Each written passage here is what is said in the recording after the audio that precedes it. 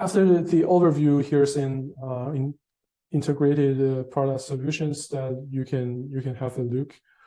So first thing is the general measurement, the cost-effective solution. We have PCIe 1810, 1816, 1816H. They are multifunction cards, and also the USB modules. They are also multifunction modules. The cost-effective solution means that everything basically you need, you can find it on this one, and so all the multifunction solutions you can find them here. They provide analog input, they provide analog output, and also digital IOs in the counters are here, and from different resolutions, different sampling rate, and different updating rates are covered. So you can, they're mostly, the application are the current, voltage, temperature, and pressure. They can measure from some easier measurement. And you have multiple models to choose from if you want only 8 channels, you maybe select the USB 4704 or 4702. And if you need higher resolution and higher sampling rate, you may choose the PCIe 1816H. So that's the cost-effective one. Next up is the performance portfolio. In this portfolio, most of the cards, they have its own specialties. Like the PCIe 1805, it has a 32 channels measurement. It's really a large channel number. And the PCIe 1812, it has a 8-channel simultaneous sampling at 250 kilosamples per second in each channel. And most important thing is that it has a 4 encoder input. It can measure the input from encoder, and you can use the output of encoder, like compare output as a pacer or as a trigger to trigger the acquisition. So it's a really sophisticated card, but it's flexible on its configuration of the timing control. You can use the counter as a clock or trigger input to start the measurement, to measure your signal. And the next one is the PCIe 1841 and 41L. It's a high-speed simultaneous card, and with different channel counts. One has 16 and the other has 8 channels. So it's designed for large-scale, high-density testing, something like LED array or in semiconductor. And most important thing is that except for the PCIe 1812, the PCIe 1841, the PCIe 1805, and the next one we'll talk about, the USB 5817, they all can measure from not only voltage but also from current. So you can just choose from if your signal source is voltage, you can choose the voltage mode. If it's current, you can choose current mode. And for the PCIe 1841, it has built-in low-pass filter. So in some of the scenarios, you can filter the noise down by the low-pass filter. And next up, the USB 5817 is a really special one because it's a USB module with a high common mode voltage that some of the floating sources can be measured. Like you measure a pack of battery, it has a floating ground, doesn't have a real ground, but it will stack one by one together to be a battery stack. If you want to measure each of the battery, you need to use the modules with high common mode protection. That's the USB 5817. Okay. Next up is the DSA. The DSA stands for Dynamic Signal Acquisition, and mostly is sound and vibration.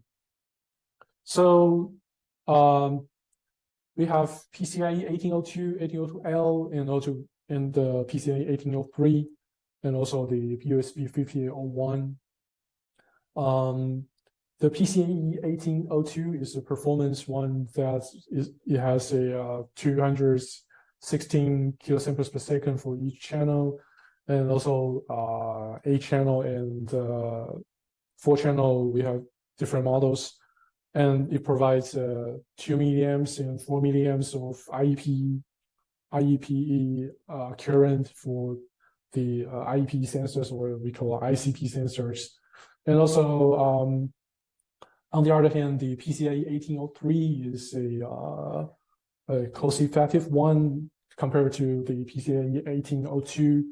It has an 8-channel, 128 kilosamples per second for each channel, and 8-channel, and it only has a 2 milliamps of IEP. And most important thing in the DSA is that they're all building anti-aliasing filter that when you measure from higher dynamic range, you need a higher, really high sampling rate inside the ADC. They use the oversampling method to get the resolution to 24 bits, and it causes a lot of aliasing. So anti-aliasing is really important in this kind of measurement, especially you're doing analysis in the frequency domain. You don't want to see the aliased frequency on your spectrum. So this kind of products solve that kind of problem. So this is really convenient for our customers. And up next is the USB solution, USB 5801. It has a 4-channel, 24 bits, and samples the signal at 192K, and with really high resolution analog output, and also a tachometer if you are doing the auto tracking. When you analyze this signal, you can use this kind of products. And up next is the really high-end card. It's a Digitizer PCIe 1840.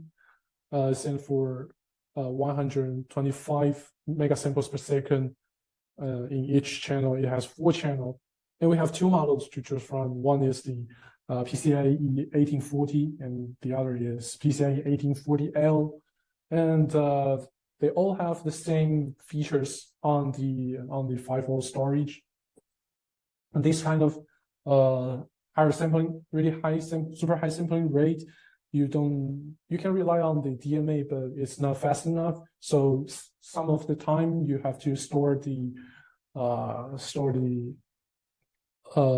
data down in the envelope 5-volt. So the 5-volt depth is 2 gigabytes, so that you can save the data for a short period of time in the 5-volt, then transfer them onto the memory after the sampling.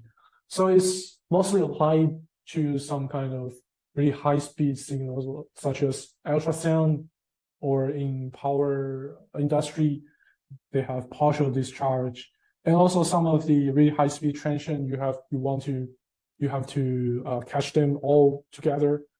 You can use the PCIe 1840.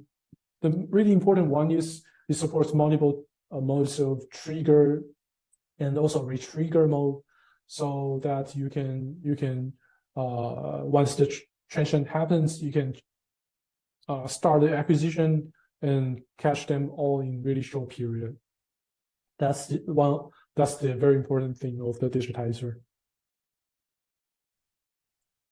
Okay, next up is the modular DAQ solution. So apart from the PC-based or USB and PCIe solution, they can imagine the modular one is the combination of the USB one and also the PCI or PCI cards.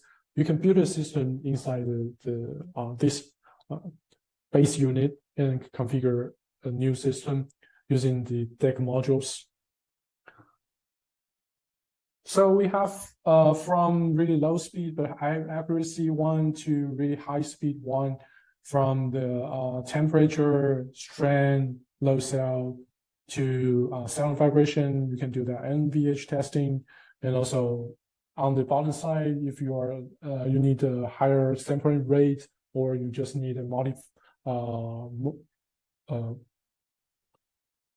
you need a large channel, but you don't need a really high performance, you can choose the iDAQ A17. And for measuring the load cell and strain gauge, you can use the iDAQ A71 and A73. And for the temperature, you can measure it using either RTD or thermocouple. They have different modules. The iDAQ A15 for RTD and A18 for thermocouple. And also for the DSA, we have 801.